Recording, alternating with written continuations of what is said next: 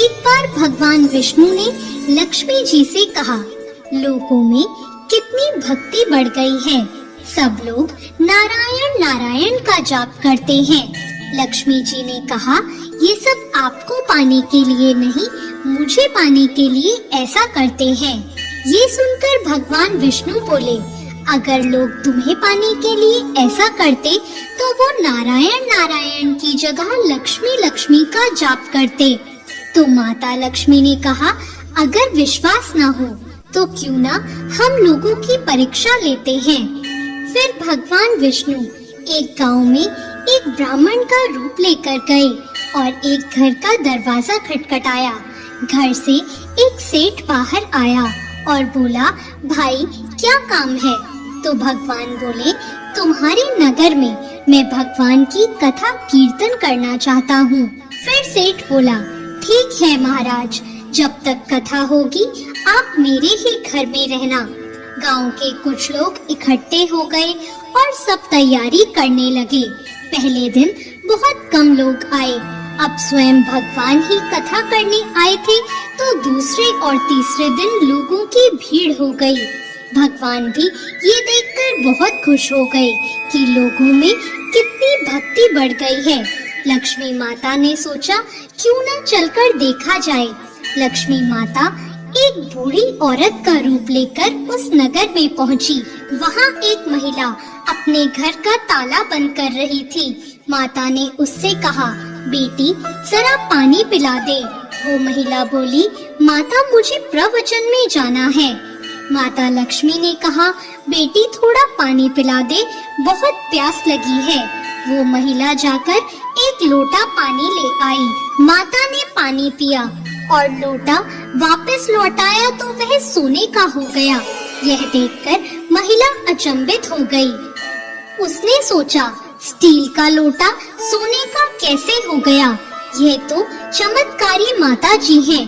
अब वो महिला हाथ जोड़कर कहने लगी, माता जी आपको तो भूख भी लगी होगी, खाना खा लीजिए। उसने सोचा, खाना खाएंगी तो थाली कटोरी चम्मच गिलास सब सोने के हो जाएंगे। माता लक्ष्मी बोली, तुम जाओ बेटी, तुम्हारा प्रवचन सुनने का समय हो रहा है। वो महिला फिर प्रवचन में गई, लेकिन वहाँ जाकर आसपास की सभी औरतों को उसने ये बात बता दी। अगले दिन से लोगों की संख्या कम हो गई। भगवान ने पूछा, लोगों की संख्या कम कैसे हो रही है? किसी ने कहा, एक चमत्कारी माताजी आई हैं। वो जिसके घर दूध पीती है, गिलास सोने का हो जाता है। थाली में रोटी सब्जी खाती है तो थाली सोने की हो जाती है। इसलिए लोग प्रवचन में नहीं आते। भगवान नारायण समझ गए कि लक्ष्मी जी का आगमन हो चुका है। ये बात सुनते ही जिन सेठ जी ने कथा का आयोजन किया था, वो भी उठ के वहाँ से खिसक गए और माता लक्ष्मी के पास पहुंचकर बोले, मैं तो भगवान की कथा का आयोजन कर रहा था और आपने मेरे ही घर को छोड़ दिया। माता लक्ष्मी बोली, तुम्हारे घर तो मैं सबसे पहले आने वाली थी, लेकिन तुमने अपने घर में जिस कथा कहने वाले को ठहराया है, तुम उसे यहाँ से जाने को कहोगे तभी मैं यहाँ आ सकती हूँ। उन्होंने कहा, बस इतनी सी बात, अभी मैं उनकी व्यवस्था धर्मशाला के कमरे में करवा देता हूँ। जैसे ही भगवान कथा कह के सेठ जी के घर आए तो सेठ जी बोले, अपना बिस्तर बांधो, मैंने आपकी सारी व्यवस्था धर्मशाला में कर दी है। तो वो महाराज बोले, अभी तो 2-3 दिन बचे हैं कथा के, यही रहने दो मुझे। सेठ जी बोले, नहीं नहीं, आप यहाँ से जल्दी जाओ, मुझे और कुछ नहीं सुनना, मुझे यहाँ अपने किसी और मेहमान को ठहराना है। इतने में लक्ष्मी जी आई और सेठ जी से बोला, आप थोड़ा बाहर जाइए, इनसे तो मैं ही बात कर लेती हूँ। माता लक्ष्मी जी भगवान विष्णु से बोली, प्रभु अब तो मान गए ना?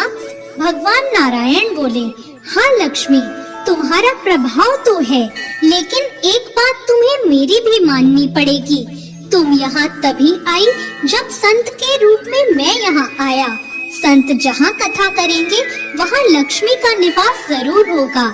यह कहकर नारायण भगवान ने वैकुंठ के लिए विदाई ले ली। अब प्रभु के जाने के बाद सेठ जी के घर सभी गांव वालों की भीड़ हो गई।